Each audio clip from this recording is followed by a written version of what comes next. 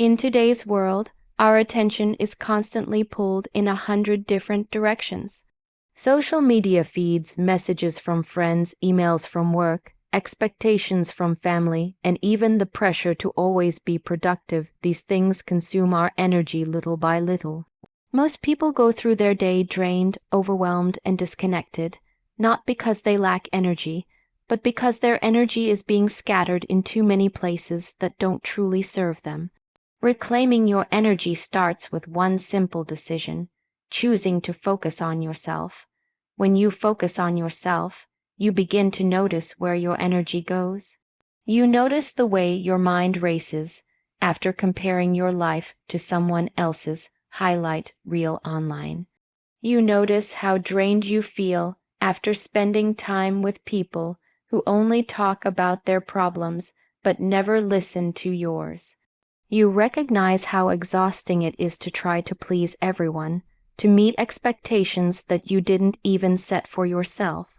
All of that, every comparison, every overcommitment, every fake smile, costs energy, and most of us don't even realize we're spending it until we feel burned out, disconnected, or even resentful.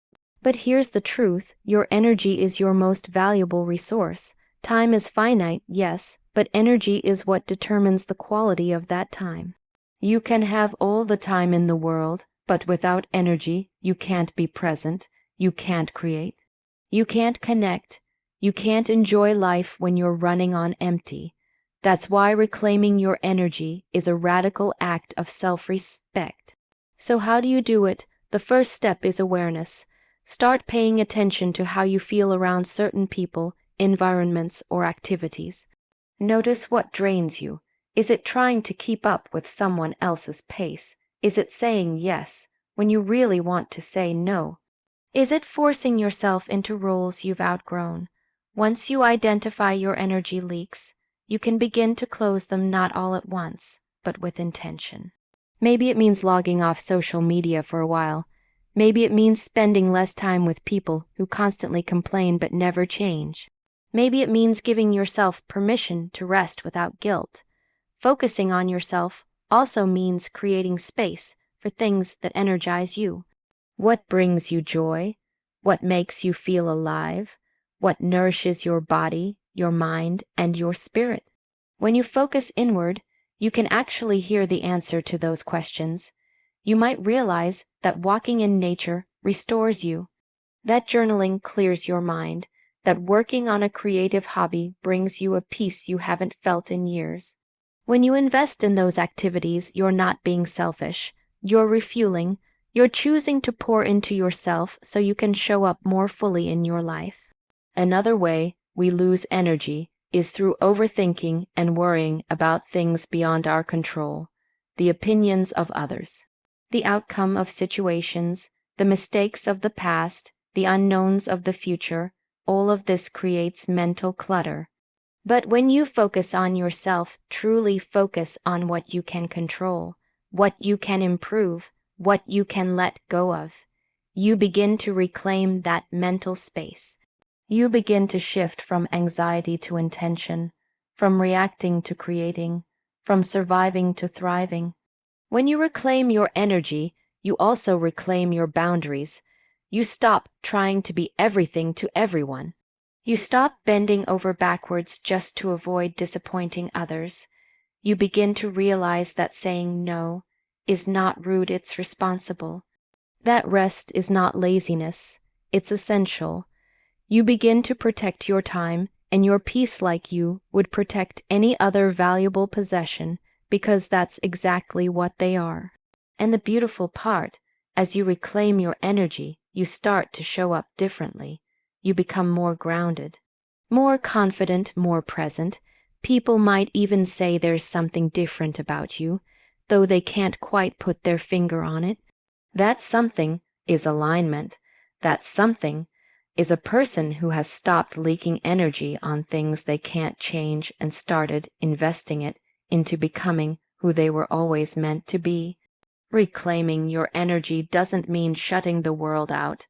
It means choosing what and who is worth your energy. It means recognizing that you're not here to be constantly available, constantly exhausted, or constantly performing. You're here to live fully, joyfully, authentically.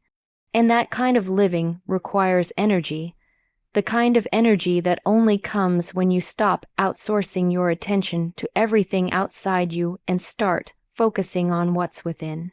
You don't need to be on all the time. You don't need to fix everyone. You don't need to be perfect. What you need is to be intentional, to be present, to be connected to yourself, because when you are, you make better decisions. You set healthier boundaries. You surround yourself with people who nourish your soul, not drain it. You pursue goals that matter to you, not ones that just look good on paper. And most importantly, you start to feel whole again. This isn't just about self-care routines or positive affirmations. It's about a fundamental shift in how you live. It's about no longer treating yourself like an afterthought. It's about reclaiming your power, one decision, one boundary, one moment of awareness at a time. And when you do, you don't just change your schedule, you change your energy. And when you change your energy, you change your entire life. So take a breath, turn down the noise, tune back into yourself, reclaim your energy, and watch how everything begins to align. In a world full of noise, expectations, and comparisons, it's easy to forget who you really are. From an early age, most of us are taught to fit into boxes, to be agreeable, to chase certain milestones, to live up to roles assigned to us by our family, culture, or society. We learn to play parts, to please others, to achieve things we may not even truly want. We adopt beliefs, habits, and goals that may not align with our authentic self, simply because they've been passed down or modeled by others. And in all this doing, performing, and adjusting, we slowly lose touch with the one person who should matter most, ourselves. But when you begin to focus on yourself truly and consistently, you start to peel away those layers. You begin to notice what's been learned versus what's natural, what's borrowed versus what's genuine. And this is where the most powerful discovery happens. You begin to discover who you really are. This discovery doesn't happen overnight. It's a process that requires patience, reflection, and a willingness to be uncomfortable. Because when you focus inward, you won't always like what you find at first. You might realize that you've spent years chasing goals that never really mattered to you, that you've been living according to someone else's script, that you've built a life around being accepted rather than being fulfilled. These realizations can sting, but they are also the beginning of real freedom. Self-discovery starts with listening, not to the world, but to yourself. It requires you to pause long enough to hear your own voice beneath all the noise. What do you want, not what you've been told you should want? What excites you? What calms you? What kind of people make you feel safe, seen, and supported? What kind of situations make you feel small, anxious, or out of alignment? As you begin to answer these questions honestly, you start to reclaim your identity, not the one shaped by fear or pressure, but the one rooted in truth. Focusing on yourself helps you see your patterns.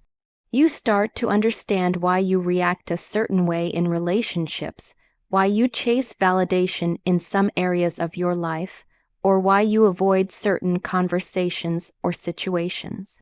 These patterns are not flaws, they're clues. They tell the story of your conditioning, your wounds, your unmet needs. And once you see them, you can begin to heal. You can begin to choose differently. You can begin to show up as the person you want to be, not the person you were taught to become. You also begin to rediscover your passions, the things that light you up for no reason other than that they feel right.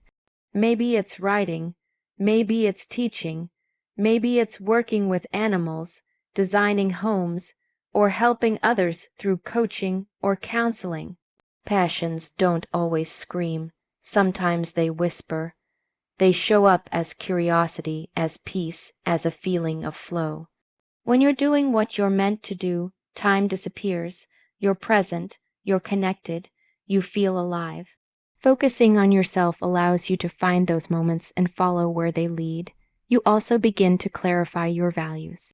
What matters to you, not just in theory, but in practice? Do you value honesty, creativity, freedom? Compassion? When you know your values, decisions become easier. You no longer need to overthink every choice. You simply ask, does this align with my values? And if it doesn't, you let it go. That kind of clarity gives you direction. It becomes your compass in a world that's always trying to pull you off course. As you discover who you are, you may notice that you're not the same person in every situation. That's normal. But focusing on yourself helps you integrate those parts. You no longer have to wear masks or switch roles to please others. You begin to feel more whole, more consistent, more grounded. The person you are at work starts to resemble the person you are at home. You begin to speak with your real voice, act with your real values, and make choices that reflect your true self, even if others don't always understand them. You also learn to sit with your emotions, to understand them rather than judge or suppress them. This is a crucial part of discovering yourself, because your emotions are messengers. They tell you what's working, what's not, what needs attention, and what needs to be released. When you numb or ignore them, you stay stuck in cycles of confusion and frustration. But when you allow yourself to feel, to really feel, you gain access to deeper levels of self-awareness and self-trust. Discovering who you are doesn't mean becoming perfect. It means becoming honest. It means knowing your strengths and your shadows, your hopes and your fears, your dreams and your doubts, and loving yourself through it all. It means learning how to comfort yourself when life is hard, how to celebrate yourself when life is good, and how to be patient when clarity takes time. And perhaps most importantly, when you discover who you are, you give yourself permission to live in alignment with that truth. You stop asking for approval. You stop shrinking to make others comfortable. You stop apologizing for your needs, your desires, your boundaries. You start to trust your gut. You start to honor your time. You start to protect your peace. There's no end point to this journey. You're constantly evolving, and so is your understanding of yourself. But every time you choose to focus inward instead of chasing outward validation, you take another step toward home, toward yourself. And as you become more aligned with who you truly are, everything in your life begins to shift. Relationships become more meaningful. Work becomes more fulfilling. Choices become more intentional, and life itself becomes more authentic. Because the greatest journey you will ever take is not to a new city, or a new job, or even a new relationship. It's the journey back to yourself, and when you take that journey, when you focus on who you truly are, you don't just change your life. You own it. There comes a time in every person's life when they realize that peace is not something they stumble upon, it's something they must protect.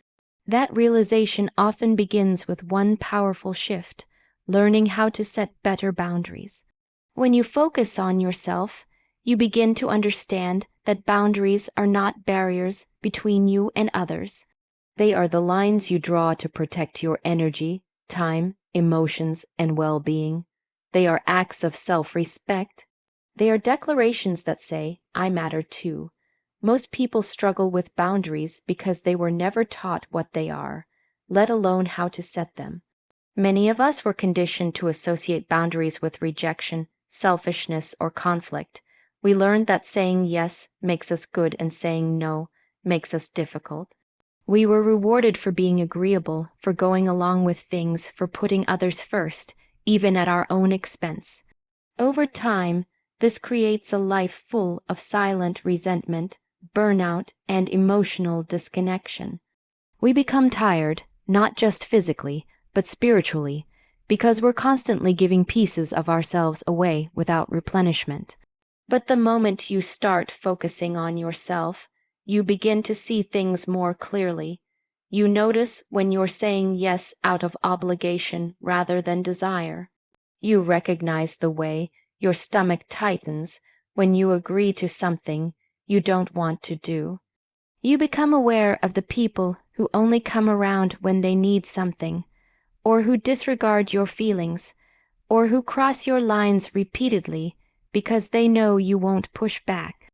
This awareness is uncomfortable, but it is also powerful because it marks the beginning of change. Setting better boundaries means giving yourself permission to honor your limits without guilt. It means understanding that your time is valuable, your energy is sacred, and your emotional health is not up for negotiation. It means learning to say no with clarity and confidence, rather than explaining yourself endlessly or trying to soften the blow. No is a complete sentence, and when used with integrity, it doesn't destroy relationships, it refines them. It reveals who respects you and who only respects what you give them. Boundaries are not just about what you say, they are about what you tolerate. If you continue to engage with people who treat you poorly, you're teaching them that their behavior is acceptable. But when you start to enforce your boundaries, you send a different message. I will no longer shrink myself to make others comfortable. I will no longer sacrifice my mental health for the sake of harmony. I am no longer available for one-sided relationships. This isn't cruelty, it's clarity, and clarity is a gift, not just to yourself, but to others as well. One of the most liberating aspects of focusing on yourself is realizing that you don't owe everyone access to you. Not everyone deserves your time, your attention, or your vulnerability. Some people are meant to love you from a distance. Some conversations are better left unsaid. Some connections are only meant to be temporary. Letting go of these relationships doesn't make you heartless, it makes you wise. Because self-preservation is not selfish, it's necessary. Boundaries also show up in how you treat yourself. Do you allow rest when your body asks for it? Or do you push through because you feel guilty for slowing down? Do you speak kindly to yourself when you make a mistake? Or do you tear yourself apart with criticism? Focusing on yourself teaches you to set internal boundaries, to stop overthinking, to stop second-guessing, to stop beating yourself up for simply being human. You begin to hold yourself to a standard of compassion instead of perfection. As you grow in your ability to set better boundaries, you'll notice a shift in your relationships. Some people may pull away, that's okay. Not everyone will adjust to your evolution, especially if your lack of boundaries once benefited them. But the right people, the ones who truly care about you, will respect your limits. They may not always understand them, but they will honor them. They will communicate, adapt, and grow with you. And in this way, boundaries don't weaken relationships, they strengthen them. They make room for honesty, for trust, and for mutual respect. You'll also find that life becomes less chaotic when boundaries are in place. You don't overextend yourself as often. You don't feel as overwhelmed by other people's problems. You don't say yes and then regret it later. Your decisions are rooted in alignment rather than approval seeking. You begin to trust yourself more. You begin to prioritize yourself without apology. And with every no you say to something that drains you, you create space for a yes to something that fulfills you. This isn't always easy. Some boundaries will be met with resistance. You might be called selfish, distant, or cold. But remember, people who benefit from your lack of boundaries will always see your growth as a threat. Let them.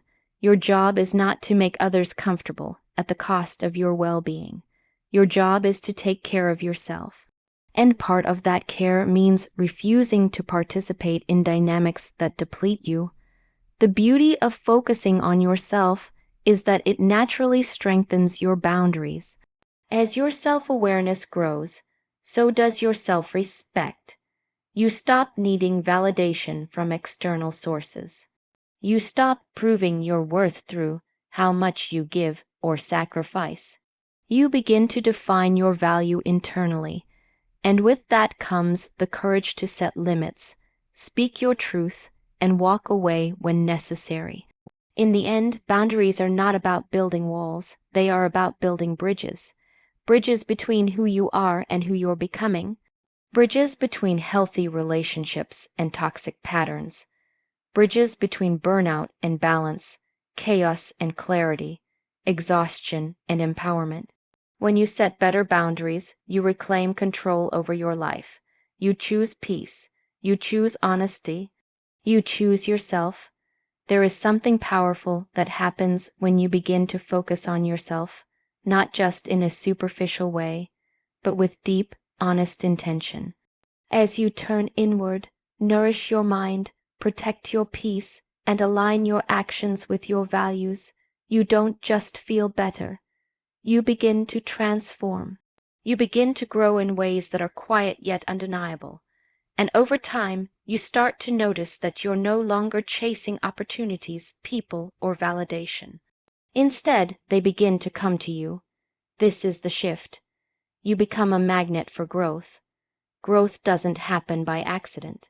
It is the result of consistency, reflection, and intentional living.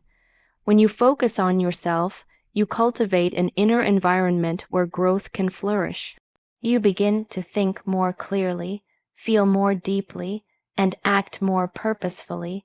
You let go of distractions and commit to becoming the version of yourself you've always had the potential to be. And when you do that, your energy changes, and the world responds. Becoming a magnet for growth doesn't mean life suddenly becomes easy or perfect. It means you are constantly evolving, and because of that, you attract situations, challenges, and relationships that push you forward instead of keeping you stagnant. You begin to notice that certain people start falling away, not because you wish them harm, but because your vibration no longer matches theirs. And at the same time, new people enter your life, people who inspire, support, and challenge you in all the right ways. People who reflect your growth rather than your wounds. This is not a coincidence. When you focus on yourself, you raise your standards not just in how others treat you, but in how you treat yourself. You start making decisions from a place of clarity rather than confusion. You stop settling. You stop tolerating what no longer serves your peace. And in doing so, you send a clear signal to the universe, to yourself, and to others. I am ready for more. That more doesn't come all at once. It shows up gradually, in the form of new habits, deeper self-awareness, improved emotional regulation, and unexpected opportunities. You might find yourself inspired to go back to school, start a business, travel alone, or speak up in situations where you once stayed silent. You begin to take risks, not reckless ones, but ones that are rooted in purpose. Risks that help you stretch, challenge your comfort zone, and step into your power. When you focus on your growth, you stop fearing failure as much because you begin to see mistakes as information rather than as judgment. You understand that growth isn't about getting it right all the time. It's about getting back up, learning from your experiences, and refining who you are along the way. You give yourself permission to be both a masterpiece and a work in progress. That self-compassion creates resilience. And resilience is magnetic. People will notice your growth even if you don't talk about it.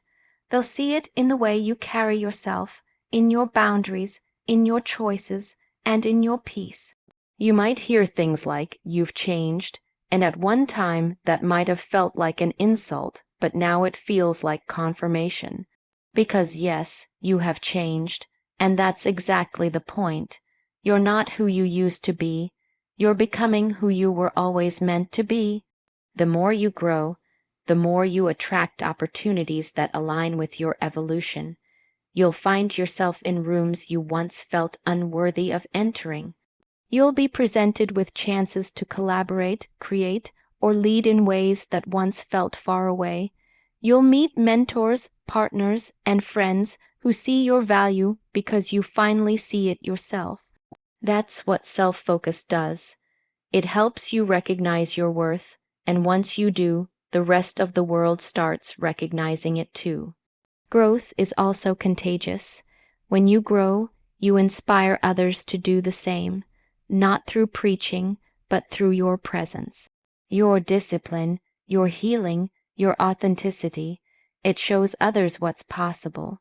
You become a living example of what it looks like to choose purpose over comfort, inner peace over chaos, and self-respect over people-pleasing. And without even trying, you encourage others to elevate themselves too. It's important to understand that being a magnet for growth doesn't mean you never struggle. In fact, challenges are often what accelerate your transformation. But instead of viewing challenges as roadblocks, you start seeing them as invitations. Invitations to deepen your patience, sharpen your focus, and test the strength of your values. Every setback becomes a lesson. Every obstacle becomes a mirror. And every win, no matter how small, feels like proof that you're headed in the right direction. You'll also start to appreciate stillness. Not everything has to be loud, fast, or dramatic for it to be meaningful. Sometimes growth shows up in quiet moments. The ability to sit with your thoughts, to stay calm in an argument, to walk away from drama, to say, "I'm proud of myself," without needing external praise. These are the subtle but powerful signs of someone who is rooted, someone who is aligned, someone who is growing. Ultimately, when you focus on yourself long enough, consistently enough, and sincerely enough, you become someone who doesn't just grow. You become someone who draws growth in. You magnetize opportunities, relationships, and experiences that are meant for your future, not your past. You begin to walk differently, talk differently, live differently, not to impress anyone else, but because you've finally aligned with the truth of who you are. This is the gift of self-focus. It's not about becoming better than others. It's about becoming better than the person you were yesterday. It's about creating a life that reflects your values, your vision, and your potential. And once you do that, growth no longer feels like something you chase. It becomes something you naturally attract. Something that finds you because you're ready, because you're open, because you're in alignment. And that is how you become a magnet for growth.